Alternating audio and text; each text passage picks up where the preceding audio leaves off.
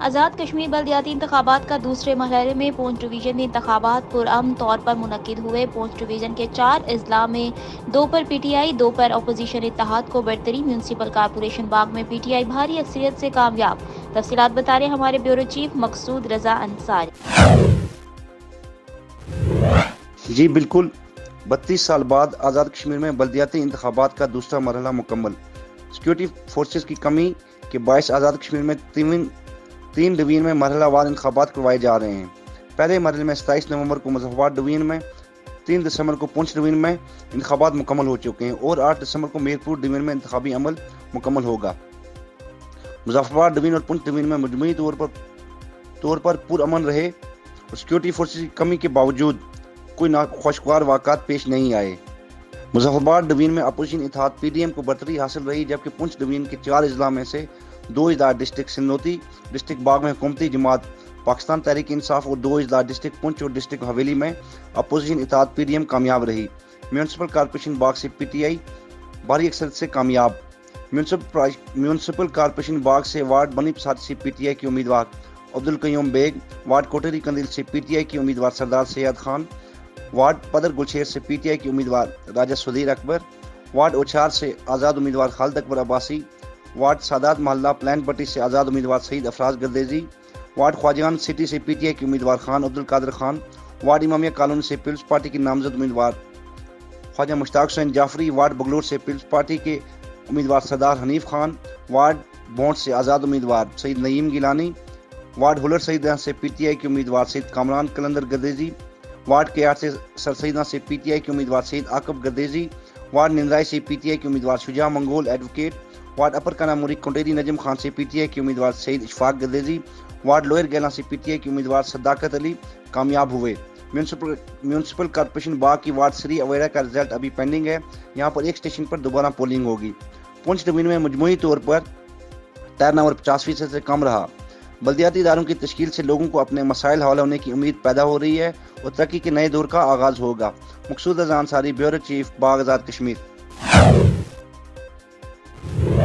رینالہ خورد میں راجہ بشارت صدر پنجاب کبڈی ایسوسی ایشن کی ہدایت پر چودھری طاہر وحید جٹ صاحب سیکرٹری جنرل پنجاب کبڈی ایسوسی ایشن کی کبڈی پروموشن کی آگاہی کے لیے جعفر اسٹیڈیم رینالہ خورد میں پریس کانفرنس۔ ان کا کہنا تھا کہ ہم نے بابا فرید کبڈی کلب کو انٹرنیشنل سطح پر رجسٹر کروایا ہے اور ڈسٹرکٹ اوکاڑہ میں کبڈی کی پروموشن کے لیے دن رات محنت کریں گے اور زیادہ سے زیادہ کبڈی کے ایونٹ کروائیں گے، جس میں تحصیل بھر میں کبڈی ٹورنامنٹ کروائیں گے، جس سے نئے کھلاڑیوں کو اوپر آنے کا موقع ملے گا۔ انہوں نے استاد گوگا مرحوم انٹرنیشنل کبڈی پلیئر کے نام پر سالانہ کبڈی ٹورنامنٹ کروانے کا اعلان کیا اور پنجاب کبڈی چیمپئن شپ ہاکی گراؤنڈ ساہیوال میں کروانے کا بھی اعلان کیا۔ اس موقع پر میاں محمد وسیم صدر، Ashfaq Ahmed joint secretary, Javed Arshad finance secretary, Adnan Ijaz information secretary اور کبڈی کھلاڑیوں سمیت کوچز نے شرکت کی۔ انہوں نے رینالہ خورد اوکاڑہ میں استاد منشا پہلوان، جنرل سیکرٹری ڈسٹرکٹ کبڈی ایسوسی ایشن اوکاڑہ کی کبڈی پروموشن اور کاوش کو خوب سراہا۔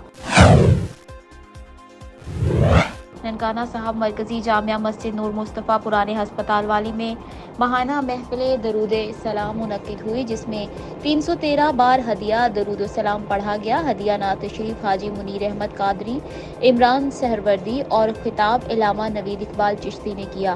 آپ نے حضور غوث اعظم کی شان اور غازی علم دین شہید کی زندگی پر روشنی ڈالی اور ہدیہ درود شریف کے فضائل بیان کرے۔ محفل پاک میں خصوصی شرکت علامہ پیر شکور شاہ قادری، فیض الحسن، مہر شوکت ناصر، حافظ محمد نوید کمبو، نوجوان صحافی اور دیگر عاشقان رسول کی بڑی تعداد میں لوگوں نے شرکت کی۔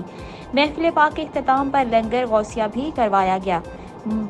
پاکستان، افواج پاکستان اور حاجی منیر احمد قادری کے والد محترم حاجی عبدالرشید ملنگ کے درجات کی بلندی کے لیے خصوصی دعا۔ صاحب اینٹی اسموک اسکواڈ کی کارکردگی کا جائزہ اجلاس، ایڈیشنل ڈپٹی کمشنر جنرل محمد حنیف نے صدارت کی۔ اے سی شاہکوٹ آصف اقبال، اے ڈی ماحولیات عبدالقیوم اور دیگر متعلقہ محکمہ جات کے افسران کے اجلاس میں شرکت۔ اے ڈی ماحولیات کی 1 ستمبر سے اب تک کی کارکردگی بارے تفصیلی بریفنگ۔ تمام متعلقہ محکمہ جات کی جنگی بنیادوں پر اقدامات اٹھائیں اور اسموک کا باعث بننے والوں کے خلاف سخت قانونی کارروائی کریں۔ اے ڈی سی جی محمد حنیف، 1 ستمبر سے اب تک ضلع بھر میں اسموک کا باعث بننے والوں کو 33,22,000 روپے سے زائد کا جرمانہ عائد کیا گیا ہے۔ دھواں چھوڑنے والے 35 ईंटों के भट्टों और फैक्ट्रीज को सील कर दिया गया। स्मोक का बायस बनने वाले 210 अफराद के खिलाफ FIR का इंदराज करवाया गया। स्मोक की रोकथाम के लिए मुतल्लिका अफसरान अपनी जिम्मेदारियां कौमी फरीजा समझकर अदा करें। हुकूमत पंजाब और डिप्टी कमिश्नर कसूर की हिदायत पर chief officer municipal committee Chunian Sheikh Waqas का नाजायज़ तजावुज़ात के खात्मे के लिए एक्सचेंज रोड, सब्ज मंडी और चूनिया मेन बाजार में ग्रैंड ऑपरेशन जारी। जी बिल्कुल, हुकूमत पंजाब और डिप्टी कमिश्नर कसूर की हदायत पर chief officer municipal committee Chunian Sheikh Waqas का नाजायज़ तजावुज़ात के खात्मे के लिए चूनिया में ग्रैंड ऑपरेशन जारी। Chief officer municipal committee Chunian Sheikh Waqas ने अपनी पूरी टीम के हमरा एक्सचेंज रोड, सब्ज़ मंडी और चूनिया मेन बाज़ार का जायज़ा लिया। तमाम आर्जी और नाजायज़ तजावुज़ात को ख़त्म करते हुए दुकानदारों को भारी जुर्माने आयद किए और नाजायज़ तजावुज़ात, काउंटर, रेडियाँ और मुख्तलिफ साजो सामान अपने कब्ज़ा में ले लिया। Chief officer municipal committee Chunian Sheikh Waqas का कहना था कि किसी को नाजायज़ तजावुज़ात की इजाज़त नहीं दी जाएगी। जो भी आवाम की आमदोरफ्त में खलल डालेगा या नाजायज़ तजावुज़ात करके सड़क बाजार बंद करेगा, इसके खिलाफ कानूनी कार्रवाई करके FIR का इंदराज करवाया जाएगा। कोई कानून से बालातर नहीं, जो भी कानून की खिलाफ वर्जी करेगा इसके साथ आनिया तो निपटा जाएगा। इन ख्यालात का इज़हार CO municipal committee Chunian Sheikh Waqas ने किया। इनका मज़ीद कहना था, नाजायज़ तजावुज़ात का खात्मा और आवाम को हर तरह की सहूलियात फराहम करना हमारी अवलिन तरजीहात में शामिल है।